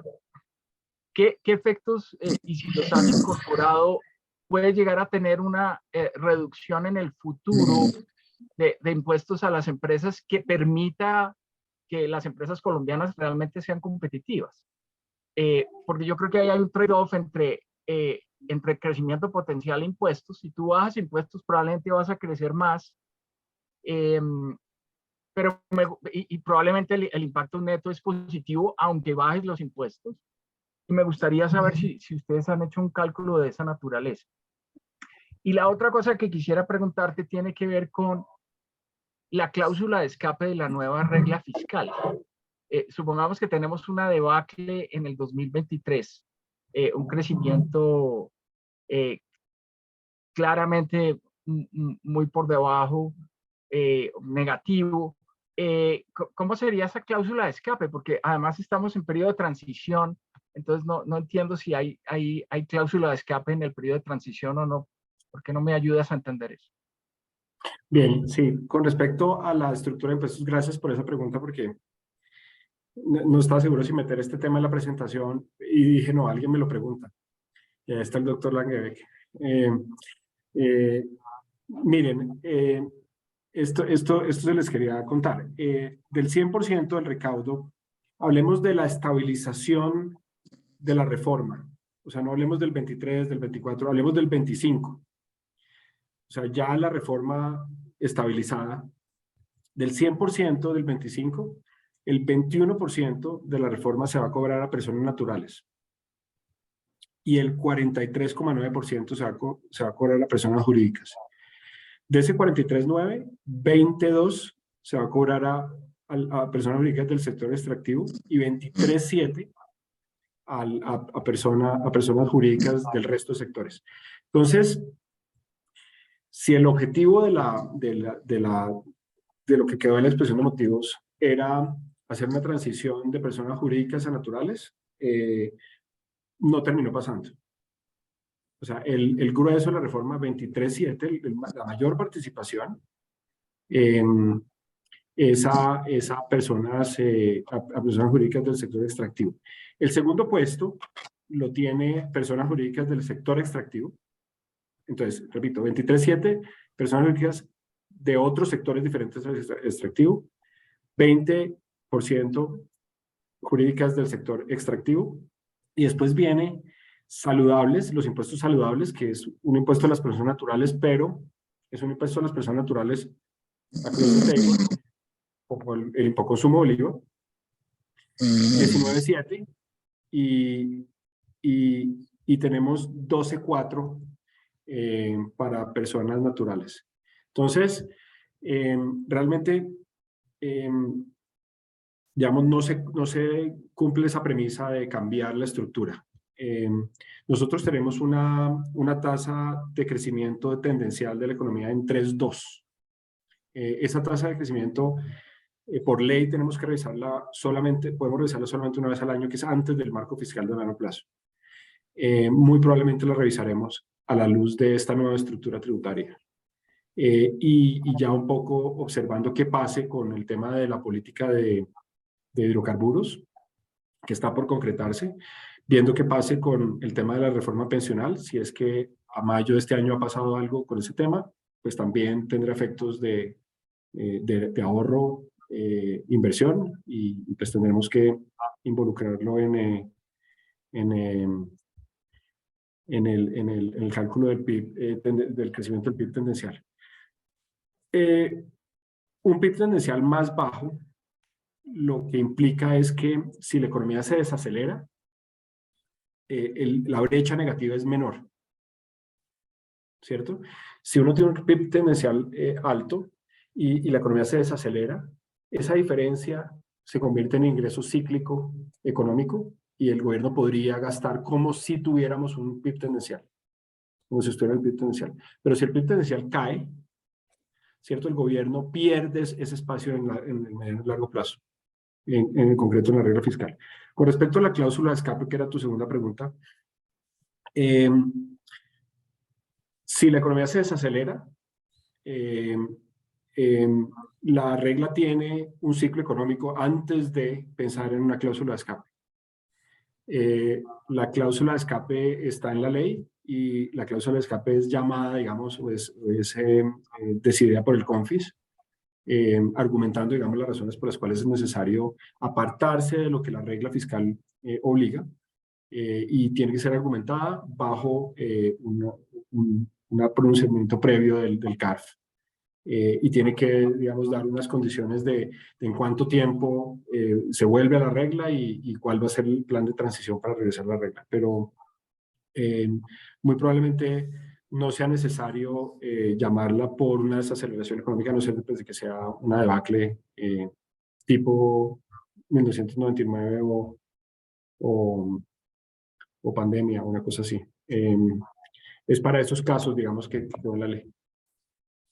Gracias, Andrés. Daniel Castellanos, adelante. Uy, doctor Castellanos, buenas tardes. Tiempo sin verlo. Es mejor abriendo el micrófono.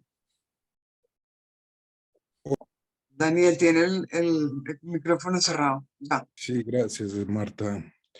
Gracias por la presentación y un saludo para todos.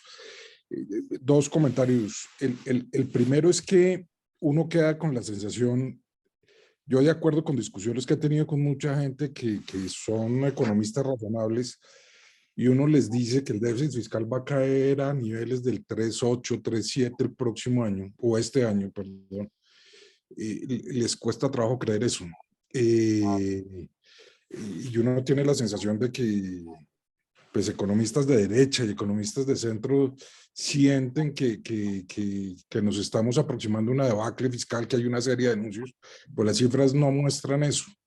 Y lo que están mostrando, a mi modo de ver, lo que usted acaba de mostrar, me da la impresión es de que vamos a tener un ajuste fiscal importante este año, pero luego vamos a tener dificultades muy grandes para reducir el déficit fiscal a partir de 2024. Eso es como una observación general porque me llama la atención la discusión sobre estas cifras que uno oye en el debate. Y la segunda cosa es, que es como una especie de propuesta, es, y nosotros utilizamos como un indicador básico de sostenibilidad fiscal la relación deuda-PIB, y aquí vemos que mal que bien estamos en una senda de relativa sostenibilidad fiscal. Ya esa cota del 60% no, la vamos a ir bajando lentamente, pero pareciera que se va a ir bajando.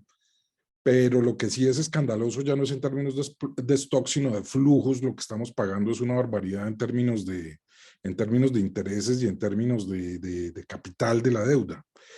Y yo me pregunto si no es hora de empezar a pensar en una serie de indicadores que midan también ese esfuerzo de la deuda en términos de flujos. Porque como usted bien dijo, pagar casi 4.5% del PIB solamente en intereses, y pues ya son cifras considerables, y uno tendría que considerar si la medición del exceso de endeudamiento ya no lo tiene que hacer por el lado de la relación deuda-PIB, sino por el lado del esfuerzo en flujos que uno tiene que hacer para servir la deuda año a año. Sí. Sí, Daniel, yo creo que la credibilidad de estas cifras depende de que el gobierno cumpla los techos de gasto que se ha autoimpuesto. O sea, si el gobierno se queda dentro de los techos de gasto que se ha puesto, la probabilidad de cumplir la reducción del déficit al 3.8, digamos, se cumple.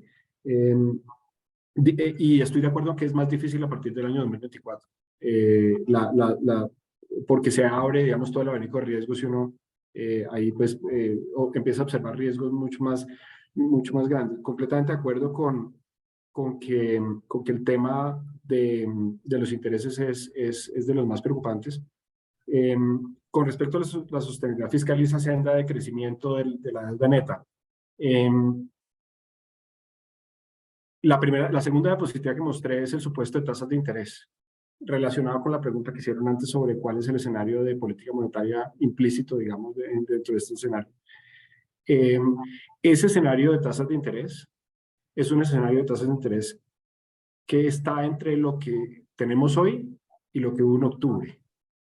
En octubre tuvimos un pico de tasas de interés de deuda pública que no duró tanto. En diciembre ya, digamos, en noviembre, en diciembre ya las tasas volvieron a crecer. Si nosotros estresamos este escenario y nos vamos a pensar que la credibilidad realmente va a estar como estaba en octubre y que las tasas de interés van a estar por allá altas y depreciación, va a ser muy complicado que los superávits primarios que este escenario generan logren reducir la deuda dado ese diferencial con el crecimiento, sobre todo en 23 y en 24.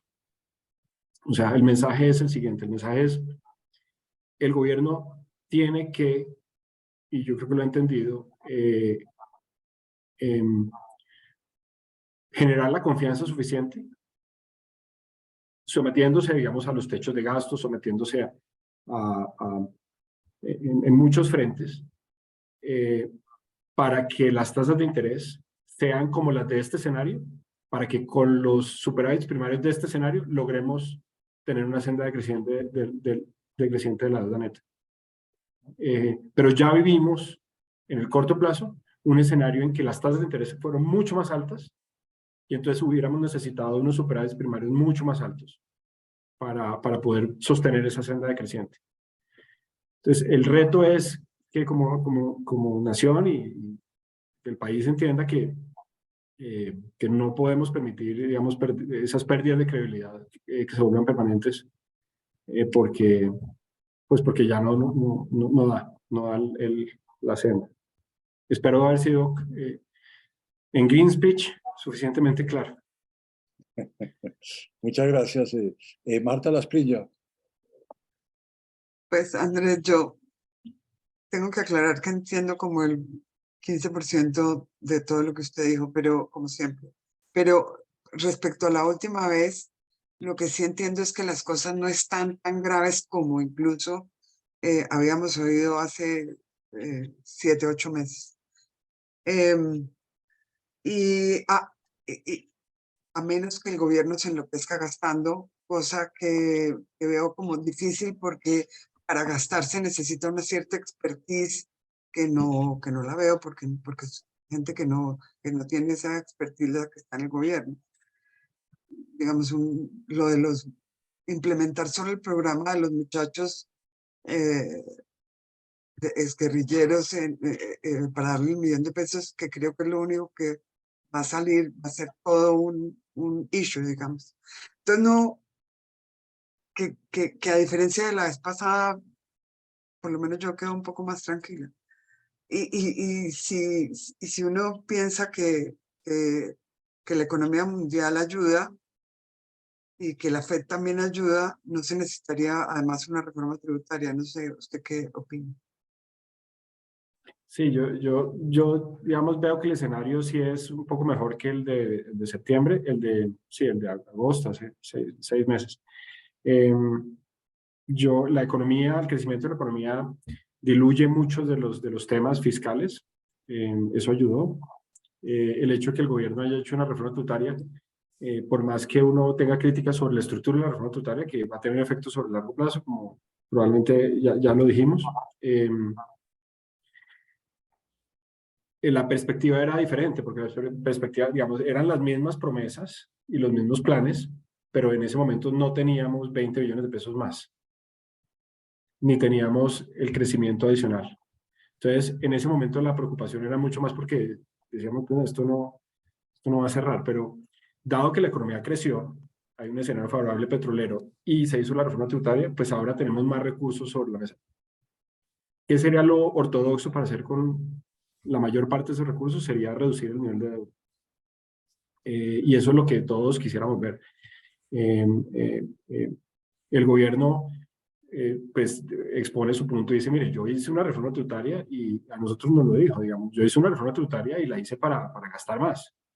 Y nos dijo, a ningún gobierno le han pedido que ahorre tanto como yo estoy ahorrando de esta reforma. Recordemos que casi todo el ingreso petrolero, el 80% del ingreso petrolero marginal por la reforma, pues tiene que ir se va a considerar ingreso no estructural, o sea, no puede financiar gasto estructural.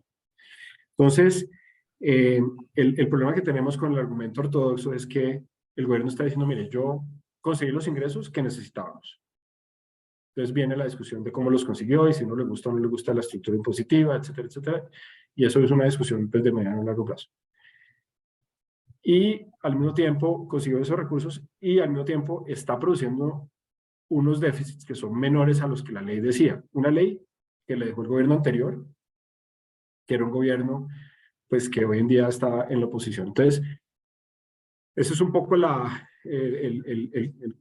catch-22 en el que uno está, porque uno dice, estamos en un boom de ingresos que podría ayudarnos a hacer una consolidación muy rápida de las cifras fiscales, pero la institucionalidad le permite al gobierno hacerla más lentamente.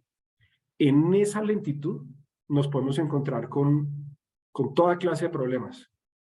La apuesta del gobierno es que va a ser un soft landing y que todos esos problemas pues, van a ir enjugándose poco a poco y que vamos a lograr pasar, digamos, este cuatrienio y hacia el mediano plazo, financiando los déficits en cuenta corriente, que no hemos hablado de los déficits en cuenta corriente. O sea, el exceso de gasto de la economía. Esa es como la apuesta que el gobierno hace y ha generado, digamos, con esas medidas del primer semestre, del segundo semestre del año pasado, pues un nivel de confianza suficiente como para que los mercados pues muestren que estarían dispuestos a seguir financiándonos. El mejor ejemplo de todos es la emisión de Ecopetrol. Felicitaciones, doctor Cano, y su equipo de directores y el staff de Ecopetrol. El lunes de esta semana, Ecopetrol puso $2.000 millones en un quote que lanzó al 9.35. El mercado pensó que cerraba en 9.15 y cerró en 9. Entonces, realmente a una muy buena tasa, una gran cantidad de recursos. Y el gobierno lo hizo en noviembre también, ¿no? El gobierno salió y hizo un canje de deuda externa que fueron también 1,9 billones de pesos de deuda. Entonces, pareciera, y la tranquilidad de Marta, la tranquilidad que uno puede sentir, es que pareciera que el mercado nos está comprando la historia por ahora y que en la medida en que el gobierno se porte bien dentro de los techos, pues vamos a tener una transición. Sin embargo, yo no me siento tranquilo del todo porque me preocupa el precio del petróleo, pensando en 24, me preocupa la productividad de los impuestos nuevos a partir del 24. O sea, en el corto plazo, creo que el mensaje sí es de mayor tranquilidad. Pero de 24 en adelante, pues hay muchos más riesgos y no logramos, no tenemos la forma, digamos, de ver cuál de esos riesgos se va a consolidar primero y si va a ser grave o no va a ser grave, nos toca vivirlo. Nos toca como estar en la punta de la silla y ver qué pasa con todos estos temas. En el momento en que veamos que el gobierno hay que llamarle la atención sobre que hay que prepararse para esas cosas, pues lo haremos y lo haremos obviamente públicamente desde el CAF. Pero mientras tanto, pues el corto plazo sí se ve mejor. Okay. Muchas gracias, Andrés. Carlos Gustavo, adelante, por favor. No, gracias, Armando. Antes de retirarnos, yo quisiera recabar algo muy importante para el país y para la calificación del funcionamiento de la economía, que es la existencia de una regla fiscal. Desde el 2007 empezamos a discutir el asunto. Eso tomó un tiempo, idas y venidas. Entiendo que 2011, 2010 se convirtió en ley. Luego viene todo este ordenamiento alrededor de la sostenibilidad fiscal. Y yo creo que es bien importante esa institucionalidad. Yo quería destacar, además de la regla fiscal, la institucionalidad alrededor de la regla fiscal. El hecho de tener un comité técnico como el que está secretariando con mucha autoridad Andrés Velasco, es un parte de tranquilidad para el manejo fiscal del país. Yo creo que las instituciones son las que valen y creo que el país tiene mucho que exhibir en ese sentido. Ese era mi comentario, Armando. Yo creo que ha sido un ejercicio estupendo y me queda algo, después lo hablamos, Andrés nos resolverá esto, pero acerca de la estabilidad institucional del comité al cual él está a cargo. Es decir, ¿qué estabilidad tiene ello? Uno quisiera tener algo parecido como tenemos en el Banco de la República, con plazos, etcétera, y con unas reglas de juego para ese gobierno corporativo que ha sido pues ejemplo para el país. Estamos cumpliendo 100 años de banca central y eso va a ser un recorderis muy importante del avance institucional del país. Pero vuelvo a lo de la regla fiscal y lo del comité que está presidiendo, dirigiendo técnicamente Andrés. Me sorprende que con un minúsculo grupo de asesores, un grupo pequeño, están generando mucha credibilidad en los mercados internacionales. Yo quería celebrar eso y celebrar, Armando, esta convocatoria que existe alrededor del tema que nos ha tratado con mucha propiedad, Andrés. Gracias. Gracias, Carlos Gustavo. Le doy la palabra, perdóname, Andrés, a José Leibovich.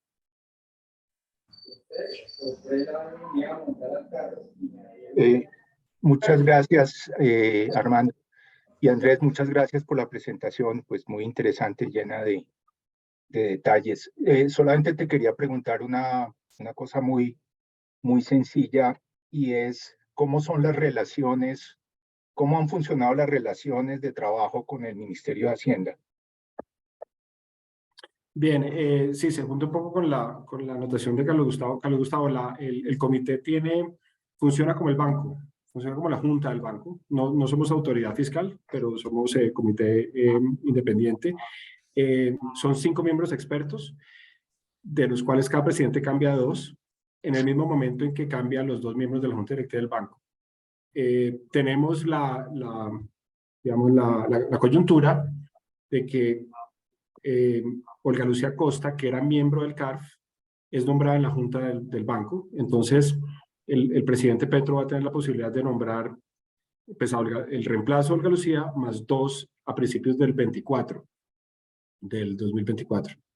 Entonces, va a pasar lo mismo, digamos, que pasó, que va a pasar en el Banco de la República, y es que este presidente va a tener la posibilidad de nombrar 3 de los 5 en ambas partes, si nadie más renuncia, pues, y si no hay otra novedad. Con respecto a la relación con Hacienda, José, ha sido muy afortunada. El equipo de Hacienda es prácticamente el mismo equipo que trabajó conmigo hasta el año 2018. O sea, el director general de política macro y todos los directores, con excepción del director de crédito público y Tesoro Nacional, son los mismos. O sea, directores para abajo son todos viejos conocidos de mi época en Hacienda. Y entonces la relación ha sido muy fluida. Ha sido una suerte que el primer director técnico del CARF tenga, digamos, esas cifras más o menos a la mano, porque la historia, digamos, es más fácil de darle continuidad. Y nosotros nos relacionamos con ellos formalmente a través de cartas que son derechos de petición.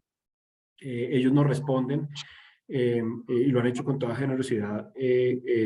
Todas las cifras que hemos necesitado, la DIAN, la presupuesto, la tesorería, y las cifras consolidadas de la Dirección General de Política Macroeconómica, así como la relación con el DANE y con Ecopetrol, por ejemplo, ha fluido, digamos, a través del Ministerio de Hacienda de forma muy expedita. Entonces, hasta ahora no tenemos ninguna queja. Nos han dejado trabajar y nos han apoyado, digamos, en la parte administrativa también.